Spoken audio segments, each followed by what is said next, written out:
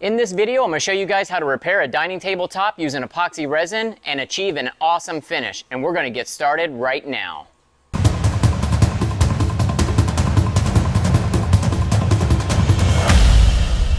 What is going on? My name is Donnie and welcome to another video. If this is your first time here, Mirka USA and myself have partnered together to bring you a string of woodworking videos and how-to tips. If you want to learn more on building cool stuff, click the subscribe button below. And don't forget to turn the bell on so you'll get notified every time we drop a new video.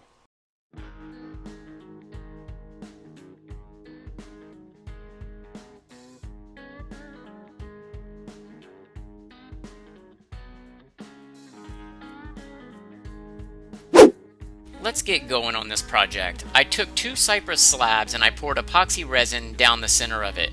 After milling it and getting it completely flat, I needed to move on to sanding. So starting with 80 grit, I covered the entire table and I worked my way all the way up to 180 grit. I would like to thank Mirka for making this video possible. Before we move on to the finish work, I noticed I had a soft spot in the slab. This is also known as spongy wood.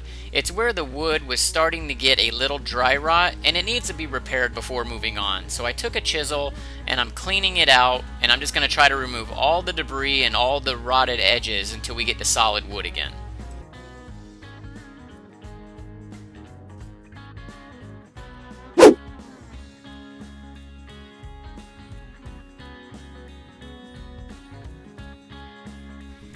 Taking a piece of Tyvek's house wrap tape, I'm going to seal up the sides of this so when I pour the resin, it doesn't pour out anywhere. This tape is really good, it has an amazing adhesive, and I always recommend using it, especially when you're using epoxy resin.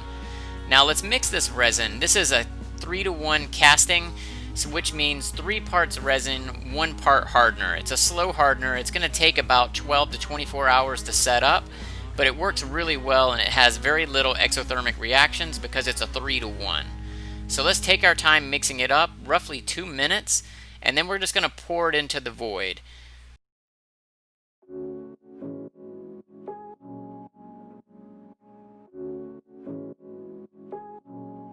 Using a heat gun to pop all the bubbles and imperfections in the pour that you just did will ensure that you have a very smooth finish as an end result. But let's let it sit for 12 to 24 hours and we'll come back.